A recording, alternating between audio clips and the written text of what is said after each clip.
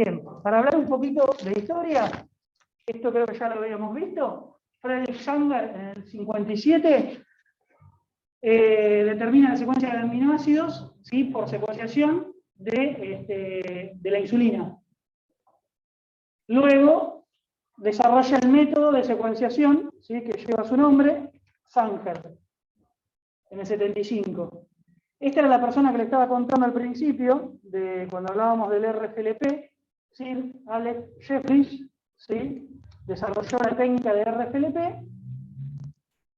y 2 años después, Cary Mullis desarrolla la técnica de la PCR. Después de lo que les contaba ya la vez pasada, en el 94 sale el primer tomate, y en el 2001 tenemos la secuenciación del genoma humano. ¿Sí? Bien, vamos a repasar qué es una mutación, qué es un polimorfismo, qué es un alelo, y Miguel me dijo, aclaráselo bien. Así que, mutaciones son cambios en el ADN, ¿sí?, con uno o pocos nucleótidos, que van a estar en menos de una frecuencia de un 1%, ¿sí? Los polimorfismos, si afectan el fenotipo y uno los puede ver, nosotros los vamos a llamar como alelos, van a estar en una frecuencia mayor de un 1% en la población. Y polimorfismo genético es una variación en el ADN, ¿sí?, que no afecta el fenotipo, o sea, que no se ve en el fenotipo. Puede estar en distintos lugares. Como le mostramos en el video de antes, por ejemplo, los microsatélites que van variando ese largo, son polimorfismos, ¿sí? Cada microsatélite es un polimorfismo distinto, pero no van a dar ningún efecto en el fenotipo, con lo cual son polimorfismos genéticos, ¿sí? Bien, entonces, acá tenemos, por ejemplo, el gen A, que tiene un solo alelo. Por lo tanto, el gen A no es polimórfico, porque no tiene distintas formas, ¿sí? Tiene un solo alelo. El gen A no es polimórfico. El gen B es polimórfico, porque tiene 4 alelos, ¿sí? Fíjense que cada alelo es una forma distinta, que cada una de estas formas se va a reflejar en un fenotipo diferente, ¿sí? O sea, si este alelo fuera B4B4, va a ser un fenotipo distinto que el que es B3B3, el que es B2B2 o que el que es B1B1, ¿sí? Si tenemos un gen C que tiene un solo alelo, ¿sí?, el C1, y aparece este C1, tiene una mutación, que aparece una nueva variante que es la C2, se llama mutación C2 porque está en una baja proporción, no es superior al 1%. Si esta mutación nueva, C2, presenta una ventaja respecto del alelo C1, va a aumentar su frecuencia en la población, va a superar ese 1% y va a pasar a ser un alelo nuevo C2. ¿Sí? Con lo cual, si estos fueran 2 alelos, sería polimórfico. El gen C es polimórfico y tiene 2 polimorfismos. Tendría el alelo C1 y el alelo C2. ¿Sí?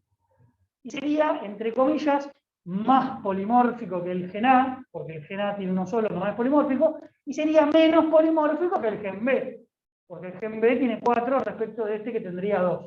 Ahora, si esta mutación C2 es una mutación deleteria que genera un problema, lo más probable es que esta mutación, con el tiempo, desaparezca, ¿sí?, se pierda, y que quede solo el alelo 1, o sea, el C1. Bien. Si tenemos una secuencia que no es codificante, que es parte del ADN, que no me da un alelo ni nada, pero es parte del ADN, podría ser un microsatélite, por ejemplo, esta secuencia tiene, fijémonos, 8 formas distintas, tiene 8 polimorfismos. No son alelos, no afectan el fenotipo, ¿sí? Pero estos 8, hay más polimorfismo que en gen B. Por lo tanto, la secuencia no codificante D es más polimórfica que el gen B. ¿Sí? Y Esto, que es una secuencia no codificante, pueden ser lo que decíamos antes como polimorfismos genéticos. ¿Sí? Esto para que quede, creo que queda, no sé si queda claro, pero creo que sí. Bien. Marcadores. ¿Qué son los marcadores? Los marcadores permiten establecer diferencias, ¿sí? Ya sean polimorfismos o alelos, entre individuos diferentes, ¿sí? Individuos diferentes que van a tener genotipos que pertenecen a la misma especie o a especies emparentadas. Fíjense que estos son fenotipos distintos, son los fenotipos que vio Mendel, ¿sí? Entonces, el concepto de marcador surge con los trabajos de Mendel, que empezó a estudiar estas 7 características y ver cómo eran los patrones de herencia. Los marcadores morfológicos son características fenotípicas. Los marcadores morfológicos se ven, ¿sí? Son morfologías, como dice el nombre, formas de la planta o de un organismo distintas. Y nos van a permitir hacer mapas genéticos de ligamiento, ¿sí? Esto es lo que yo les contaba al principio de la clase de, acá, fíjense, estos son los cromosomas de tomate, esto largo así es un cromosoma 2, 3, 4, 5, el cromosoma 6, el 7, el 8, 9, 10, 11 y 12, ¿sí? Fíjense que acá en el cromosoma 1 tenemos la distancia entre esta plantita que es alta y esta que es enana, ¿sí? Esa es la distancia del hipocótilo, ¿sí? Y abajo tenemos una forma de tomate, entre redondeada o lisa, ¿sí? Fíjense que hay 4 unidades mapa, con lo cual están muy cerquita en unidades mapa, están ligados, y si yo veo una planta enana, sé que la forma va a ser redonda de tomate. En cambio, si veo una alta, va a ser ovalada o lisa. Si yo quiero seleccionar estas redonditas, puedo matar las altas y sé que elimino esta forma, ¿sí? Entonces, estos marcadores morfológicos son útiles, pero son pocos. Hay poquitos. ¿Por qué? Porque fíjense, si yo quisiera en este cromosoma, en el 12, encontrar un marcador morfológico para esta, no sé qué dice, forma de la flor, no sé qué es. Vamos a suponer que es forma de la flor, esta forma normal o macro, no sé qué dice, no entiendo. Macrocálix, ahí está, debe ser la forma del cáliz entonces. No tengo otro fenotipo, ¿sí? No lo puedo asociar a nada, pero seguramente acá hay muchas secuencias de ADN que si yo hiciera un estudio de polimorfismos genéticos, podría encontrar algún polimorfismo genético que me asocie a esta forma, ¿sí? Es más, yendo bien puntual, uno podría tratar de secuenciar el gen que da estas formas y tomar o un gen o el otro directamente, como son genes, y son genes distintos, los puedo directamente asociar al mismo gen, ¿sí? Pero en realidad nosotros lo que estamos viendo acá es algo previo a eso, que es asociar una forma, ¿sí? Porque dijimos que estos son marcadores morfológicos, a otra forma cercana que esté ligada, ¿sí? Entonces, ¿qué tipo de marcadores tenemos? Morfológicos, ¿sí? Son de parte de la planta o del organismo. Color de la flor, forma de la fruta, altura de la planta, morfología. Bioquímicos, donde vamos a estudiar enzimas y proteínas, ¿sí? Entonces, ¿qué se hace con enzimas y proteínas? Se hacen electroforesis y se toma una planta y se mide qué cantidad de proteína tiene, qué cantidad de enzima tiene. ¿Qué ocurre con estos marcadores bioquímicos? Hay mayor cantidad que los morfológicos.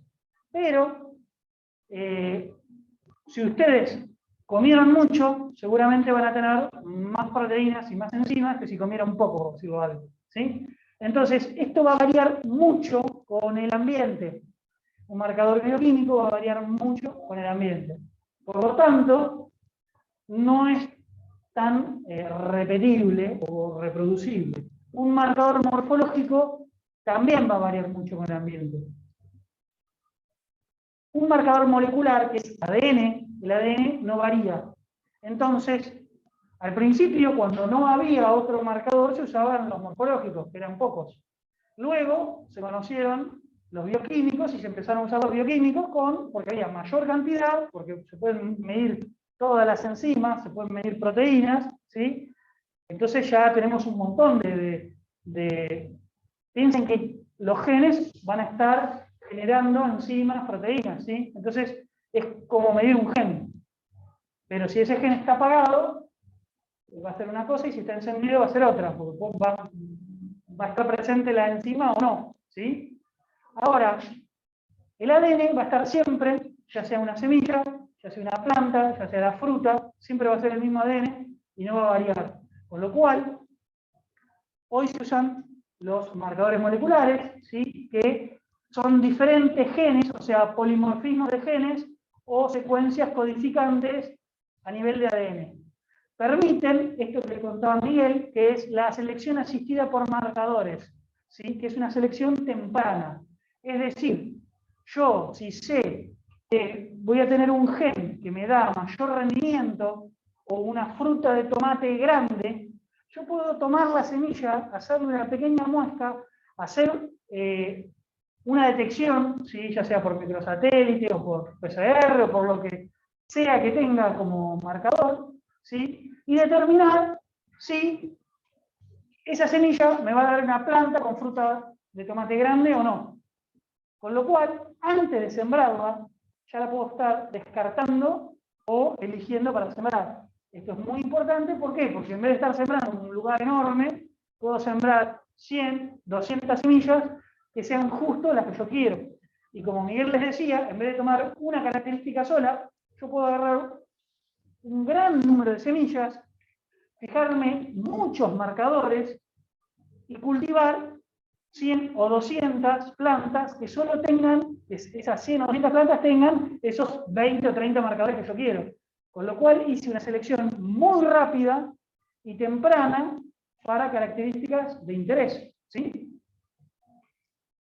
Bien, de esto ya vimos los videos, pero tenemos en grandes rasgos, tenemos RFLP, ¿sí? Que es restricción con endonucleasas, y hibridación molecular sería Southern, ¿sí? Tenemos amplificación con PCR, RAPID y microsatélites. AFLP, que es este tercero, no lo vamos a ver, pero sería usar como si fuese un RFLP, ¿sí? Cortar el ADN con enzima de restricción y luego hacer amplificaciones con PCR, ¿sí? Ese no lo vamos a ver. Y luego después tenemos la secuenciación directa por, digamos, determinación de una sola base, SNPs, ¿sí? Diferencias en una sola base, que lo podemos hacer, como vimos en el video, por PCR o directamente por secuenciación, ¿sí? Las diferencias entre marcadores morfológicos y moleculares, los bioquímicos van a estar en el medio, ¿sí? Por eso ya yo no pienso hablar más de los bioquímicos porque va a ser el intermedio. Los morfológicos son influenciados por el ambiente, los moleculares como es ADN no. Morfológicos hay bajo número, mientras que el otro es ADN, es todo el, si secuencia el organismo entero, puede usar cualquier parte, es infinito. Baja cobertura del genoma, bajo nivel de polimorfismo, ¿sí? Porque puedo tener la planta alta o baja, ¿sí? Y va a haber mucha influencia ambiental. Menos informativos, es decir, que son dominantes o recesivos. Eso ahora les voy a explicar, pero no se puede determinar el heterocigota. Si yo tengo una planta alta y es heterocigota, y el fenotipo alto es porque es heterocigota, yo no puedo saber si es heterocigota o homocigota, ¿sí? Entonces, a eso se refiere con dominantes, y codominante se refiere a que puedo determinar el heterocigota. Son caracteres a madurez y se necesita entrenamiento y subjetividad. ¿Qué quiere decir eso? Que, bueno, yo puedo ver una plantita baja y otra alta, y otra persona me dice, no, mira, yo tengo experiencia y eso es lo mismo, es diferencia ambiental, ¿sí? Mientras que acá permite análisis en fases tempranas, a nivel de semilla, y son sencillos, rápidos y objetivos. Objetivo viene a ser con que si está esta secuencia de ADN es porque está ahí, en fin, o sea, no hay efecto ambiental ni nada que me haga dudar de si está el gen o no está. Enzimas de restricción ya lo vimos hace 2 clases, ¿sí? Son las enzimas que cortan en un lugar determinado el ADN y podían tener, como dijimos, extremos cohesivos o romos. Hay distintas, vienen de organismos diferentes y nos permiten cortar el ADN. Son el paso previo para el RFLP, y el RFLP lo que dijimos es que son distintos largos de ADN cortados por enzima de restricción. Esos largos diferentes se logran porque hay mutaciones en el sitio de corte, entonces esa diferencia entre mutaciones en el sitio de corte me van a dar largos diferentes.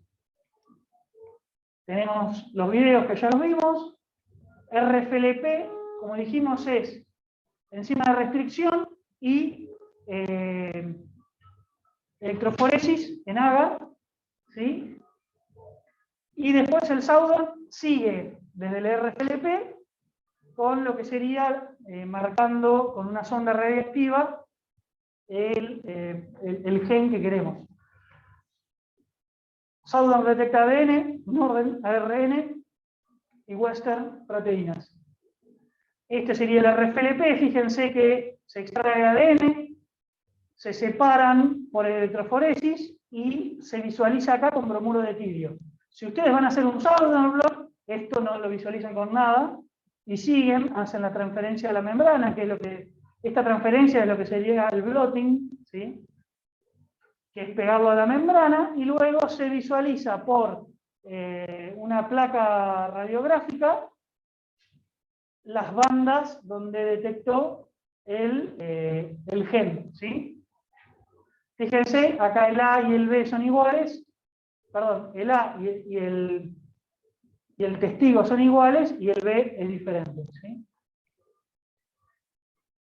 Esto es como para que diferencien lo que les contaba de un RFLP contra un Southern. El RFLP tiene mayor cantidad de bandas, ¿sí?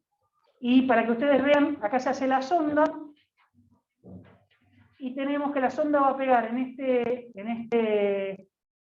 pedacito en 2 lugares distintos, con lo cual me va a hacer 2 marcas, ¿sí? La sonda es para el Southern, me va a hacer 2 marcas, y en este caso me va a hacer una marca sola en un lugar que es una porción de ADN que es más grande, con lo cual esta porción de ADN queda más arriba, ¿sí? Eso es lo que se ve acá en el Southern. Acá en el RFLP deberían ver todas las bandas de igual color, solo están marcadas en rojo a modo de que reconozcan que son las mismas. Pero acá en el RFLP se verían todas iguales y ustedes tendrían que tratar de identificar que esta marquita y esta marquita están en este lugar y que acá aparece este y que es lo mismo. ¿Sí? Es mucho más difícil de leer un RFLP que un Southern, ¿sí? La sonda, esto que está acá de la sonda, es solo para el Southern, que es para esta parte de la derecha, ¿sí? Estos serían los pasos, se arma el gel de agarosa, y esto es un RFLP, ¿sí? Trate de identificar acá una marquita, ¿ven? Fíjense que parece que estuviera chorreado, porque es una bandita al lado de la otra, una bandita al lado de la otra. Fíjense el Southern, que es fácil que se ven 1, 2, 3, 4, 5, ¿sí? Las manchas bien negras, bien claras, ¿sí? O por lo menos muchísimo más fácil de leer un Southern que un RFLP. ¿Sí? Este es otro ejemplo para que vean. ¿Sí? Fíjense, el segundo, esto, ¿sí? Esta línea blanca, en realidad tiene 1 y 2 marcas, esto podría llegar a ser una tercera, no lo sé, pero mínimamente la segunda calle tiene 2 marcas. Y ustedes acá, entre todo estos cosos blancos, tendrían que detectar esas 2 manchitas. Sí. La diferencia de intensidad de color, ¿la diferencia de intensidad de color en qué sentido? En la parte de izquierda la diferencia de intensidad de color es que son organismos distintos. Vamos por parte. Acá son muestras distintas que te van a dar un número de corridas diferentes, con lo cual cada uno te va a dar como un manchadito distinto. Si fuese el mismo individuo, te debería dar dos manchaditos exactamente iguales o muy, muy parecidos. Fíjate que acá estos últimos, tres últimos, son realmente más distintos que los cuatro primeros. Los cuatro primeros son más parecidos.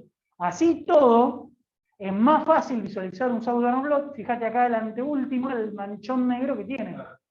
¿Sí? Esto se usaba al principio y te permite identificar más si es el mismo individuo o diferente. Es más general, ¿sí? Porque a nivel de bandas tenés que tener, digamos, como mucho entrenamiento y tratar de ver si podés identificar algo. Vos fíjate que acá en este RFLP, las primeras 4 es difícil notar algo. Mientras que si te fijas en la segunda calle, había 1 y 2 marcas por lo menos. Ese gen que vos estabas buscando estaba 2 veces. ¿Sí? Bien, la polimerasa ya la vimos. Sí.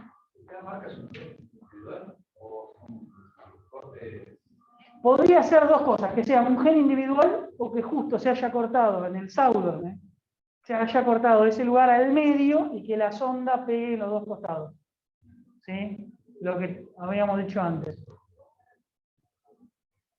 Pero para hacerlo bien simple, toma que cada manchita es un gen y lo hacemos más fácil a nivel general y de entendimiento.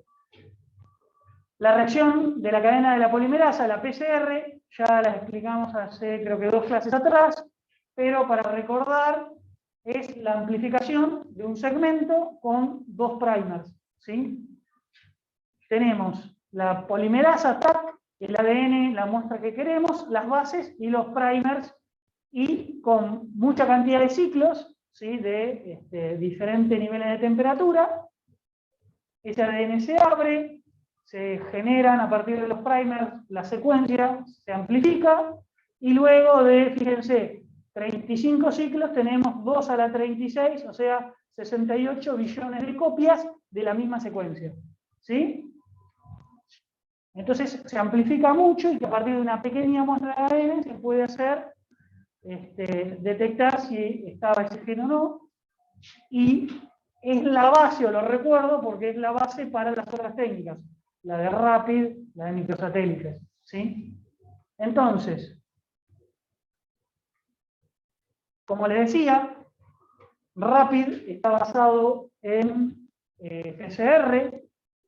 Es una técnica que cuando no tenemos mucha información de un organismo o de algo con lo que estamos trabajando, se puede empezar a utilizar con un primer o un cebador aleatorio. ¿Sí? Entonces es una amplificación aleatoria de polimorfismos en el ADN. Entonces se van probando distintos cebadores hasta que encontramos un cebador que nos muestra diferencias que podemos asociar como marcador de selección a, no sé, a un grupo de organismos, qué sé yo, plantas altas contra plantas bajas. ¿Sí? Entonces, para que se vea un poquito, si tenemos un individuo al cual se le pega el marcador, el cebador, el primer, en los dos costados, esto se va a amplificar, mientras si se pega en uno solo, el individuo B no va a amplificar ese segmento. Para ver si se entiende, nosotros usamos un solo cebador, y cada una de estas flechas es que el cebador pegó en algún lugar de ese ADN. O sea, esto es un cromosoma, el cromosoma 1, el cromosoma 2, 3, 4, 5, 6 y 7. Fíjense, para ir de lo más fácil, en el cromosoma 6 no pega ningún cebador. En el cromosoma 3 pega un solo cebador, con lo cual no se amplifica nada, ni en el 3 ni en el 6. En el cromosoma 5 pega un solo cebador para un solo costado, no amplifica nada. En el cromosoma 2, acá fíjense que amplifica uno por un lado y otro en contra. Entonces se amplifica este segmento C. En el 1 se pega en 4 lugares y amplifica estos dos segmentos, el segmento A y el segmento B. en el 4 amplifica el segmento D, y en el 7 amplifica el segmento E. Con lo cual, cuando ustedes hacen acá abajo la electroforesis, fíjense que cada segmento va a quedar, este agujerito que está arriba es donde se sembró la muestra, entonces el B es la porción más larga. Fíjense, B, vamos a poner la porción más larga, le sigue D, le sigue C, le sigue E, y A es la porción más corta que fue hasta abajo. ¿Sí? Así se fueron separando. Y ustedes podrían decir, bueno, esto me permite darme cuenta que, como habíamos visto en el video, que hay una marquita que me separa los perros marrones de los negros. Vamos a suponer que el segmento E me diferencia las plantas altas de las bajas, y yo quiero usarlo como marcador de selección. Yo podría cortar este gel, secuenciar eso, y armar primers específicos de esa secuencia, y usar esa secuencia directamente como PCR para el marcador de selección. Si no, también lo puedo usar así. Si me sirve así, lo puedo usar. ¿Sí? Bien. Microsatélites. SSR o STR. SSR significa Simple Sequence Repeat y el otro significa Short Tandem Repeat. Son secuencias de 2 a 4 nucleótidos, los microsatélites, que tienen muchas diferencias, muchos polimorfismos. ¿Sí? Y ese polimorfismo está en el número de veces que se repite esa secuencia. O sea, si tenemos en este primer ejemplo GAC, que se repite 5 veces, tenemos GAC, GAC, GAC, GAC. Luego tenemos, esto es el primero, ¿no? Luego tenemos el segundo ejemplo, que está 7 veces, y el tercer ejemplo, GAC, está repetido 3 veces. ¿Sí? Acá las secuencias flanqueantes, o sea, lo que está antes y lo que está al final, son regiones conocidas, que no varían y que se usan para armar los primers y poder levantar este microsatélite. ¿Sí? Estos microsatélites hay que encontrarlos, es decir, uno tiene que estar secuenciando, ver que en el organismo en cuestión, por ejemplo en humanos, encuentro un microsatélite que, digamos, es distinto en distintas personas y que tiene muchos polimorfismos y que se mantienen en estas regiones flanqueantes. Entonces yo puedo hacer primers y levantarlo. Si se dan esas condiciones, tengo un microsatélite. Una vez que ese microsatélite lo conozco, lo publico, y pasa a ser un microsatélite más conocido dentro de todos los otros que hay publicados, y uno puede usar distintos microsatélites, 10, 15, para tratar de, como veíamos en el video, de hacer, no sé, análisis forenses, ver quién es el padre de algún hijo, ¿sí? Estos son, digamos, secuencias de microsatélites. Fíjense, acá está AG, AG, AG, ¿sí? Que se repite AG. Y pueden haber, por ejemplo, en estos de acá, faltan 4 partes, o sea, faltan 2, y acá está repetido 1, 2, 3 veces, y en el otro 5. ¿Sí?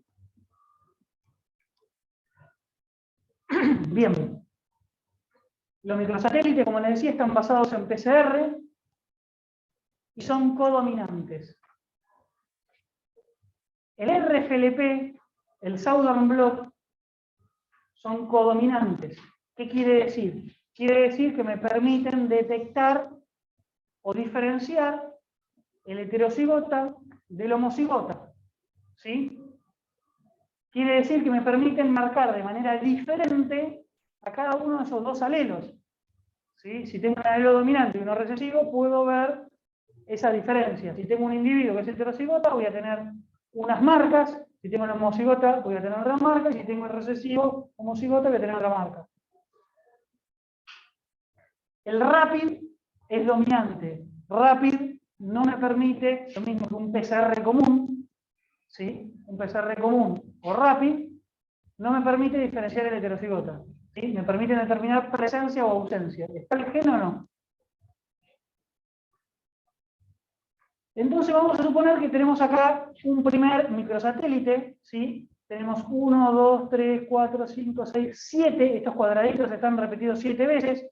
Esos cuadraditos pueden ser secuencias de 2, 3 o 4 pares de bases. Vamos a suponer que estos son A, C, G, ¿sí? Repetidos 7 veces. Entonces tenemos, esta flechita es el primer que reconoce la parte amarilla, que es la región flanqueante izquierda. Esta otra es el primer que me reconoce la región verde, que es la región flanqueante derecha. Noten que son regiones distintas. Son regiones que no varían, son regiones conocidas, pero la de adelante es diferente a la de atrás. ¿Sí? Entonces yo hago un primer para esta y un primer para esta. Amplifico, y esta amplificación me da que corre hasta acá. El número 2 también amplifica, pero es una secuencia que tiene un cuadradito más, es más larga, con lo cual va a correr para abajo menos. Con lo cual, comparativamente con la 1, queda antes. La 3 es una región más corta, tiene 2 menos que la 2 y una menos que la 1, con lo cual va a correr más que la 1. Fíjense que corre más. Y en la 4 se ve que hubo una mutación en la región que reconoce al primer cebador, con lo cual no va a amplificar esto, que si se fijan tiene la misma cantidad que la 1, pero no lo va a amplificar porque el primer no se pegó. ¿Sí? En el 4 no va a haber ninguna marca. ¿Sí?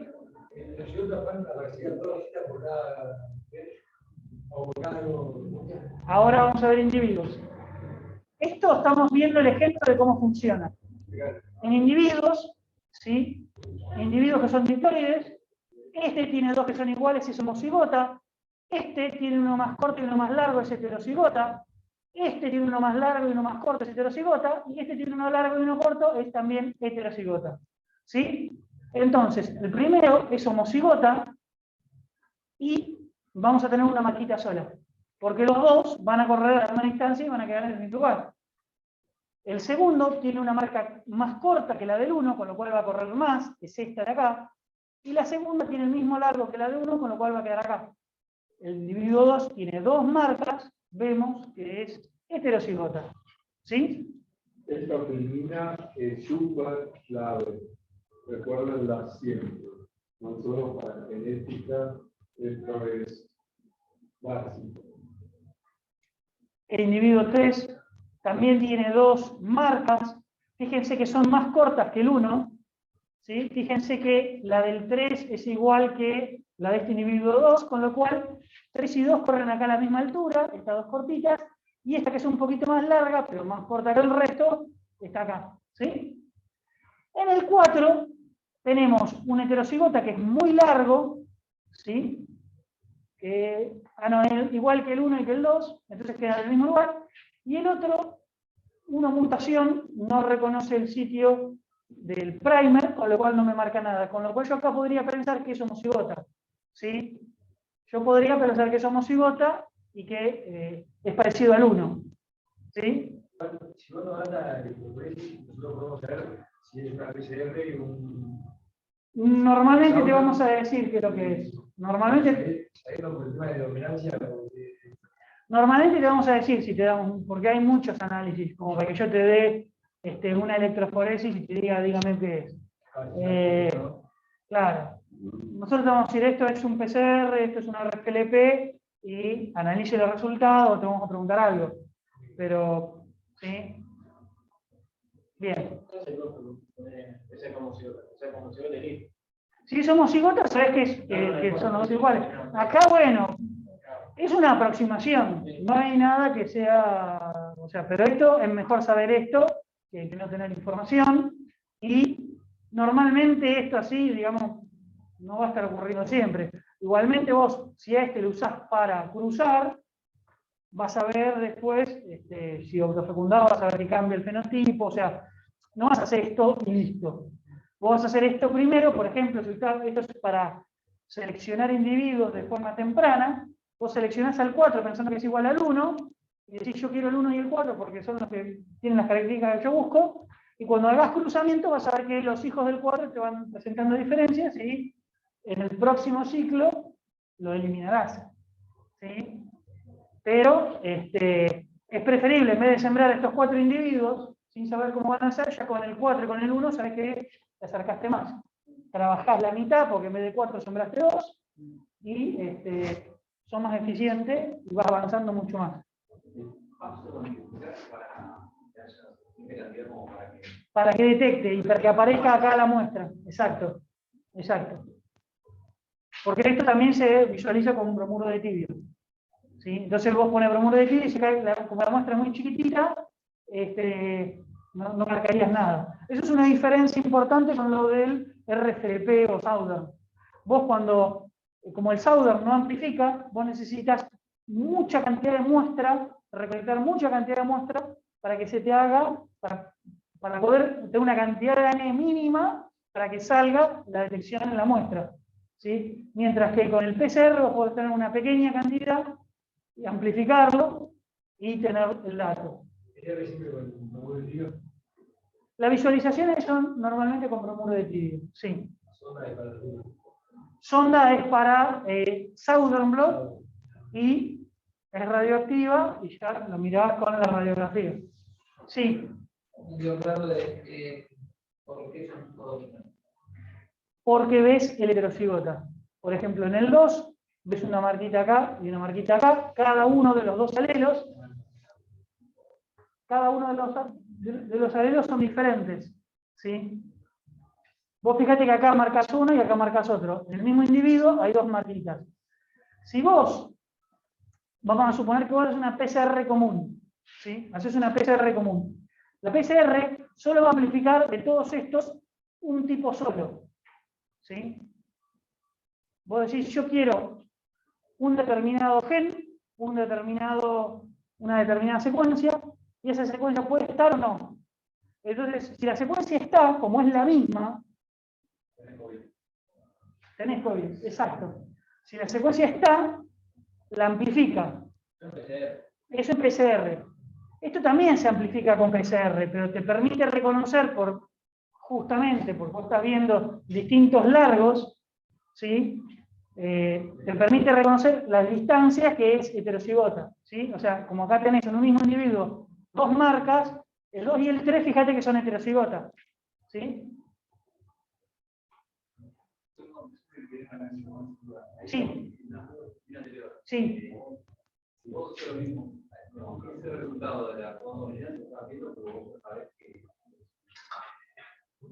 Yo veo dos marcas y sé que es heterocigota. ¿Sí?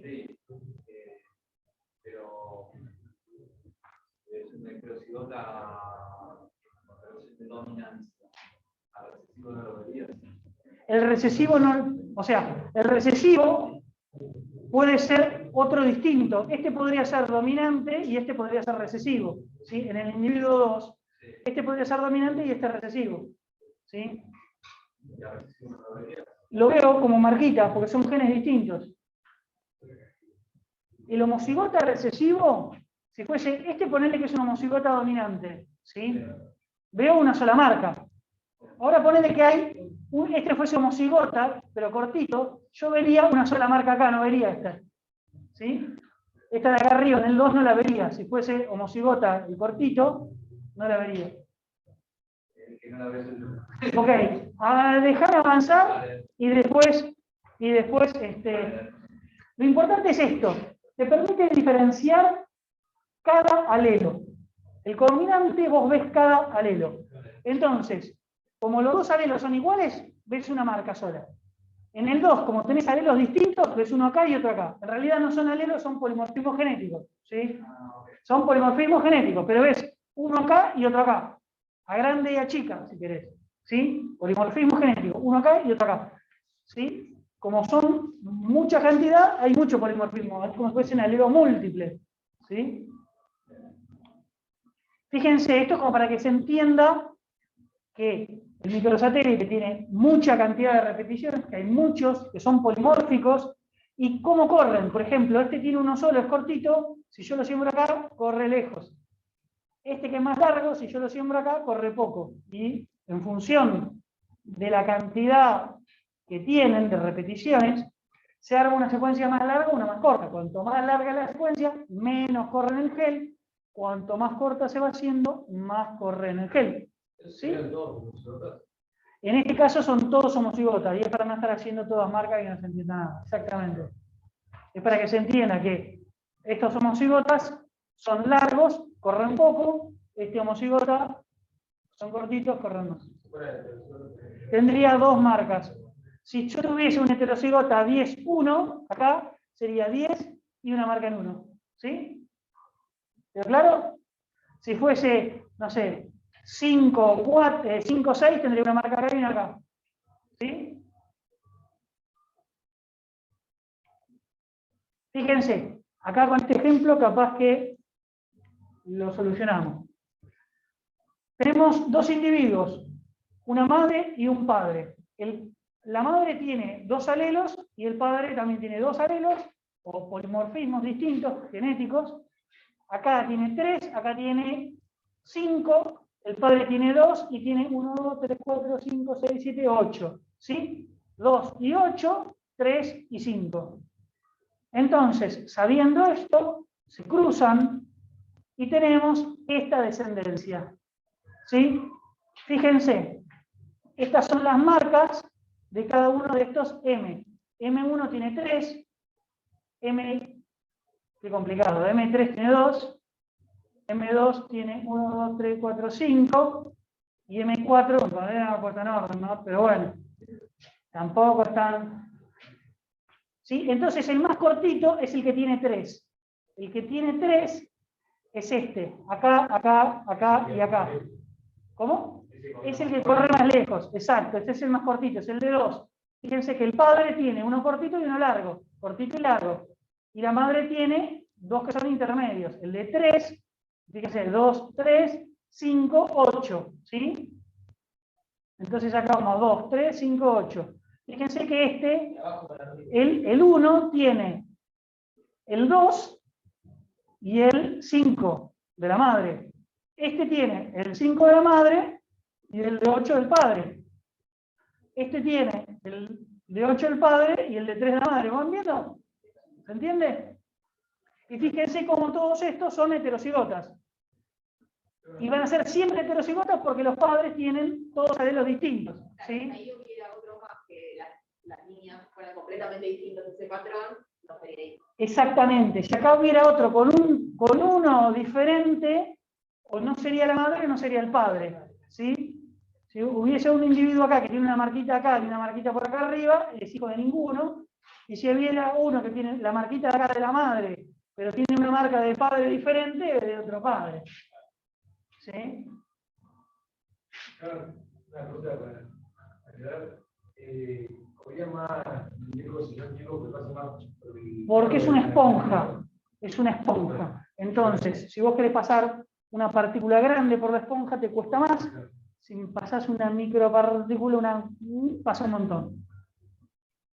Esto, tenemos la madre, la primera calle es la madre, el hijo es la segunda, y la tercera es el padre que paga las cuentas, y este es el que viene acá, el sodero. ¿Sí? Juan mecánico. ¿Estamos? Entonces, vamos a ver, la madre tiene esta marquita, el hijo tiene esta marquita, el padre no tiene nada. La madre no tiene marca, acá tiene una marca, y el padre que está pagando la cuenta no la tiene, y sodero.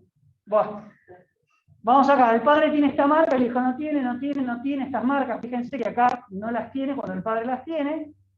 Y acá todas estas marcas el hijo las tiene y las tiene el sodero. Acá las tiene este y las tiene el sodero. Estas las tienen los dos padres, así que no importa, pero las tienen los dos. Pero esta marquita de acá la tiene este padre no la tiene y el hijo la tiene. ¿Sí? Fíjense, el sodero, claro, tenía más tiempo libre, ¿sí? Bien, vamos a pasar ahora a polimorfismo en un solo nucleótido, ¿sí? En una sola base, ¿sí? En realidad son pares de bases. Ahí hacemos el corte en un segundito. Van a poder detectar entonces una sola base, diferencias en una sola base. Lo pueden detectar, como dijimos, con PCR o con secuenciación. Y los métodos de secuenciación, que ya lo dijimos en las clases pasadas, son el de Sanger, Illumina, Roche y Torrent. Estos son, digamos, por lo menos los más conocidos ¿Sí? Recuerden que nosotros teníamos los mapas genéticos que eran por ligamiento, mapas de ligamiento, y los físicos que eran por secuenciación. ¿Sí? La diferencia era que uno era con distancia mapa y el otro era con distancia en pares de bases. ¿Sí? Bien. Uno para poder hacer esto necesita, por ejemplo, una población de mapeo. La población de mapeo puede ser una F2, ¿sí? O distintas otras poblaciones como una RIL, un backcross, doble haploides, ¿sí? Que permiten que la población se mantenga en el tiempo. ¿Qué es una población de mapeo? Si ustedes quieren detectar un solo gen, ¿sí? Si ustedes quieren detectar planta alta y planta enana, se fijan cuál tiene planta alta, cuál tiene planta enana y buscan un marcador que ligue con esa característica. Ahora, si quieren buscar 2 características, 3, 4 o un montón de características como para armar un mapa como este, van a necesitar muchas plantas, ¿sí? Por ejemplo, 10 plantas altas, 10 plantas enanas. Pero de esas 10 altas hay 5 que tienen, no sé, flor roja y 5 flor blanca, y del otro lado tienen 5 enanas que son de flor roja y 5 enanas que tienen flor blanca. No sé si me estoy explicando, pero ustedes necesitan una población grande que puedan ir haciendo comparaciones. ¿Sí? Y esa población puede ser una F2 o cualquiera de estas que están acá, que ahora vamos a ver qué son y cómo se logran. ¿Sí? Como les decía, esto es, son QTLs. Recuerden que QTL son porciones de cromosoma que además ahí puede haber un gen de, como es Quantitative Trait Lossy, es un lugar que ocupa en un cromosoma de características cuantitativas. Es decir, que hay muchos genes que están afectando la característica que estamos viendo. Hay varios genes. Esto es la filmina que ya habíamos visto antes, de tomate. ¿Sí? Por ejemplo, las rayitas verdes son QTLs para peso de la fruta, ¿sí? O tamaño de la fruta. Esto era lo que habíamos visto también de cómo se hacía, por ejemplo, para armar una población de mapeo. Tenemos un padre que se cruza con otro padre, son los dos líneas puras, y tenemos una F1. A partir de esa F1 generamos una F2, ¿sí? Es una población de mapeo. Esta F2, fíjense, viene de 2 padres, en el caso de tomate, de un tomate chiquitito, cruzado por uno grande, nos da la F1. Fíjense que acá está 1 gramo, medio kilo, y este pesa 10 gramos. Una vez que armamos la F2, nosotros vamos a tener distintas rayitas, ¿sí? Distintos locus marcados, distintos marquitas que podríamos tomar como marcador, ¿sí? Fíjense, acá nos ponen, con este F2, extraen una muestra y hacen un RFLP. Con lo cual de ese RFLP detectan 2 marquitas. Vamos a suponer que detectaron más. Pero acá están mostrando 2. Una que no varía en ninguno de los dos, en ninguno de los dos materiales. Fíjense, cuando tienen un individuo en la F2, un individuo homocigota, LP es el padre chiquitito, ¿sí? El rojo no, o sea, el rojo pesa 5. Cuando tienen heterocigota, ¿sí? Pesa 5, ¿sí? Fíjense que esto es para el locus B, ¿sí? Para una característica X, una marquita una línea del RFLP. Bueno, para que se pongan a pensar, en el video del perro, que era rápido, no importa, pero habían 5 marquitas, había una que estaba y otras que no estaban. Entonces, esta es una marca que es diferente en B, ¿sí? Que en A. Y después tienen otra marca que también es diferente. Entonces ustedes van a ir teniendo distintas marcas que por ahí te generan diferencias, pero más allá de que esa marca esté o no esté, se tiene que presentar en la misma frecuencia con el fenotipo. Es decir, si yo tengo fruta chica, la marca tiene que aparecer siempre que hay fruta chica y tiene que faltar esa marca siempre que hay fruta grande. Si me va apareciendo la marca de manera indistinta, cuando es grande, chica, me va apareciendo, esa marca no me dice nada. Más allá de que es una marca que en algunos individuos está y en otros no, esa marca tiene que estar asociada a un fenotipo. ¿Sí? Entonces,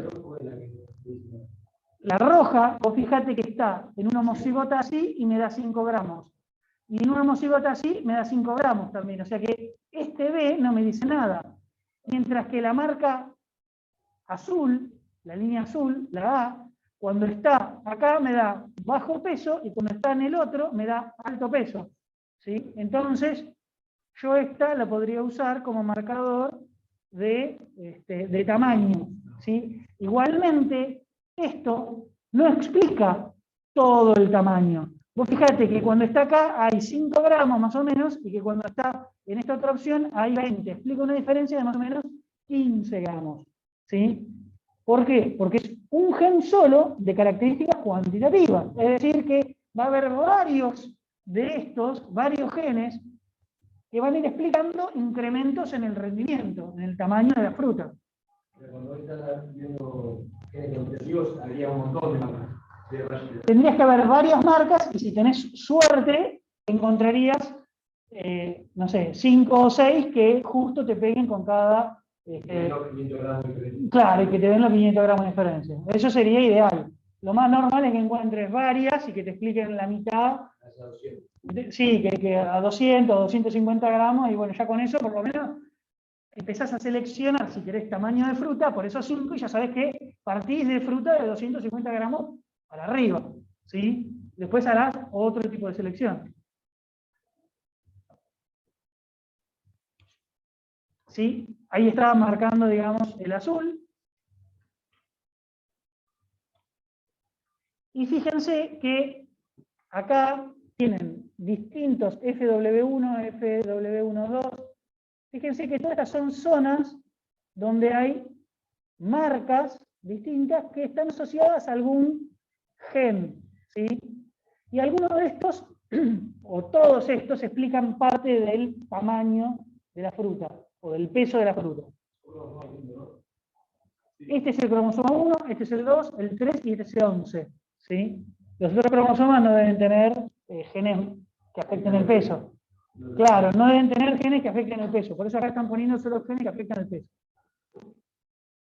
Entonces, para que ustedes vean, fíjense acá este FW22, ¿sí? El gen que está acá, comprendido entre estos dos marcadores, dice: modelo de efectos FW22 sobre el tamaño de la fruta y rendimiento del fotosintato. Dice que este gen o este QTL explica o es responsable del 30% del aumento de tamaño, ¿sí? Entre uno y el otro. Explica un 30% de las diferencias de peso. ¿Sí? Entre estos el tomate doméstico y el silvestre. Afecta el tamaño del ovario previo a la antesis. ¿Sí? Fíjense, este es W22LE y este es el LP. Este es tamaño grande, este es tamaño chico. ¿Sí? Son dos alelos distintos.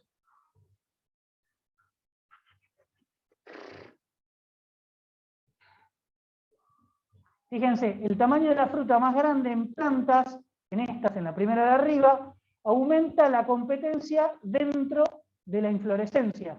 La probabilidad de aborto de flores y el tamaño del sumidero sería del fruto de la inflorescencia. Dice que a su vez puede disminuir el número de inflorescencias producidas en la planta. ¿Sí? ¿Qué es lo que ocurre? El gen este afecta el tamaño acá del ovario. Y ese tamaño de ovario, al ser más grande, necesita más recursos. Al haber ovarios con más recursos, las flores que están teniendo menos recursos abortan y se mueren. Entonces, este tiene menos flores, menos fruta por ramillete, pero termina teniendo frutas más grandes. Este tiene más flores, que son de ovario más chiquitito, y termina teniendo fruta más chica. ¿Sí? Y eso ustedes lo pueden seleccionar, si vamos para atrás, lo pueden seleccionar con este gen. Y tienen dos marcadores que le delimitan este QTL, digamos, ¿sí? Que ahora se sabe que es este gen. Pero digamos, ustedes con esas marquitas podrían seleccionar esto en una semilla. Y ya saben que parten de fruta que tiene por lo menos un 30% más de tamaño, ¿sí? Que tienen menos frutas por inflorescencia, ¿sí? Bien, esto ya es lo último, son las poblaciones de mapeo. Las poblaciones de mapeo normalmente se logran porque uno está haciendo, no está haciendo investigación, está haciendo mejoramiento, vamos a suponer. Entonces ustedes están cruzando dos padres distintos y tienen una F1, ¿sí? Y esa F1, si la siguen autofecundando, van a tener la F2. ¿Sí? Simple. La F2 no la van a tener todos los años, porque si esta planta F2 se autofecunda, van a tener una F3, una F4, una F5, y va cambiando la población. Para tener una F2, van a tener que todos los años cruzar los pares, tener la F1 y lograr la F2 nueva, ¿sí? Pero lo que podrían hacer es seguir con las autofecundaciones, terminar con un grupo, una población grande de líneas puras, ¿sí? Y esta población grande de líneas puras la pueden ir manteniendo, tomando de cada individuo, vamos a suponer 2 semillas, y sembrando siempre de cada individuo 2 semillas, y se mantienen cada individuo en la misma proporción, por decir algo. Eso es una RIL, ¿sí? Son líneas endocriadas recombinantes, ¿sí? Esto se puede mantener todos los años. Entonces todos los años deberías tener más o menos la misma población. Y sembrar lo mismo te permite hacer estudios, exacto. Recesivos no va a haber porque es autógama, porque estás haciendo autofecundaciones, ¿sí? Vas a trabajar con homocigotas. Lo bueno de trabajar con las homocigotas es que no tenés heterocigotas, no tenés los problemas de dominancia, ¿sí? Si vos elegís un homocigota dominante que es mejor que un homocigota recesivo, ya seleccionaste para algo mejor. Si vos estudiás diferencias en qué pasa cuando está este gen, que cuando no está, el efecto de la interacción por dominancia te puede generar ruido. En cambio, si vos acá estás comparando recesivo contra dominante, podés ver el efecto de un alelo versus el otro, ¿sí? No, hay recesivos. Hay recesivos. No hay heterocigotas. Es una población de individuos que tienen cada gen en homocigosis y puede estar en dominancia o recesivo. Para mantener siempre la misma cantidad de semillas que hay homocigotas, de cada individuo, ponele que sembrás una semilla igual y mantenés siempre la misma población, ¿sí? O lo podés hacer por proporción, ¿sí? Pero bueno, si tenés una F2 y la intercruzás, ¿sí? O sea, haces un cruzamiento entre ellas, esto lo que genera es que haya crossover, un crossover más, permite que haya un poco más de variación, y después haces una RIL de vuelta, pero ya se llama distinto, ¿sí? Es un AI RIL, no importa. Lo digo para que se explique. Doble haploide es cuando ustedes tienen que con colchicina agarran polen, y de un individuo haploide generan un doble haploide. Ese doble haploide es 100% homocigota. Esto, doble haploide, es parecido a esto, con la diferencia que en un año generaron individuos que son 100% homocigotas, ¿sí? Homocigotas, ¿qué quiere decir? Que tienen un gen a grande y el otro B chica, por ejemplo, ¿sí? El problema de esto es que como viene de una F1, si esto no es una línea autógama, si es una alógama, va a tener gran cantidad de presión preendocría, muchísimo, y se van a morir muchísimas, ¿sí? Y cuando vos los sembrás a campo acá, se te mueren un montón, porque en realidad nunca hiciste selección. Estos procesos, cuando vas de la F2 en adelante, hay un montón de individuos que a campo se van muriendo y que van generando el lugar en selección. Luego tenemos otro ejemplo que es cuando cruzamos, o sea, tenemos la F1, y si cruzamos esa F1 con el padre A, va a ser, por ejemplo, la retrocruza 1, y si lo cruzamos por el padre B, va a ser la retrocruza 2. ¿Sí? Entonces, retrocruza es backcross. ¿Sí? ¿Estamos? Pueden hacer lo mismo con los individuos de la F, ¿sí? De la F2. Esto sería un backcross F2. Y si ustedes siguen cruzando, digamos, muchas veces un individuo, hacen este cruzamiento, ¿no? Y siguen cruzando con el mismo padre, cruzando con el mismo padre, lo que terminan haciendo, para que se entienda, es, ustedes tienen, por ejemplo, un padre que tiene una característica, no sé, resistencia a, es una característica cualitativa, ¿sí? Blanco-negro, es una característica cualitativa, resistencia a una enfermedad. El padre 2 la tiene. Entonces, ustedes cruzan una vez con el padre 2, ¿sí? Y ahora los individuos hijos tienen, algunos tienen la característica y otros no. Los que tienen la característica me los quedo y los cruzo con el A. Y lo voy haciendo así, voy seleccionando el que tiene la característica, lo cruzo con el A. Tiene la característica, cruzo con el A. Entonces, solo del padre B voy a tener un pedacito muy chiquitito de información. Voy a tener el gen de la característica de enfermedad, con algunos genes que van a estar al lado de esa característica de enfermedad, y todo el resto va a ser igual al padre A. Entonces eso es una NIL, son líneas isogénicas cercanas, es decir, porque son casi 100% en este caso, como acabo de decir, parecidas al padre A, pero tienen esa característica del padre B. Y van a diferir entre esas plantas solo en todos los genes que están al lado de la característica esa del padre B. Porque según los crossing over que hayan habido, pues van a tener un pedacito más grande o más chiquito de la partecita de la resistencia a esa enfermedad como parte del padre B. No sé si se entiende lo que acabo de decir, pero son 90 y pico % parecidos a la A y un pedacito que queda parecido al B que le da esa característica. Esto último le llaman magic, que son cruzamientos entre distintos padres.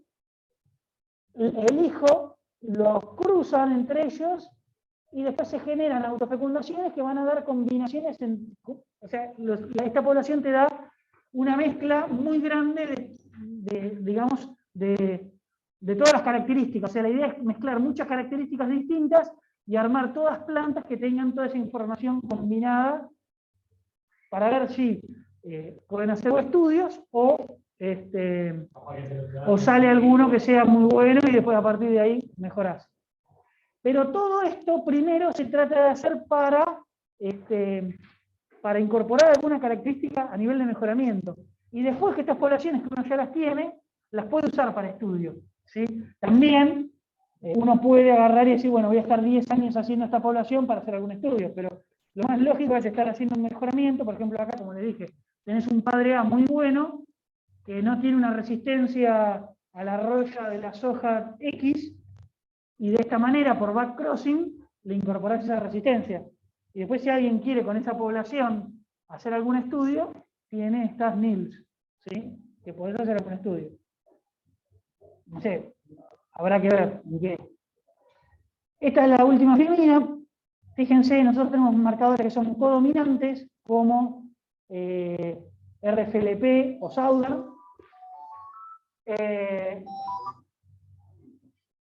8:30, ya terminamos. Codominantes, y estos son dominantes, o sea, estos son un marcador dominante y estos son un marcador codominante. Para que vean, el marcador codominante me diferencia el heterocigota, ¿sí? En los heterocigotas me hace dos marquitas. En la F1 acá, en el primero. Fíjense, codominantes, dominantes, y después tenemos distintos tipos de población. Entonces, en la F2 va a haber de todo. Va a haber homocigotas, heterocigotas y homocigotas recesivos. En un backcross va a haber lo mismo casi que una F2, o sea, porque estoy cruzando contra un padre o contra el otro.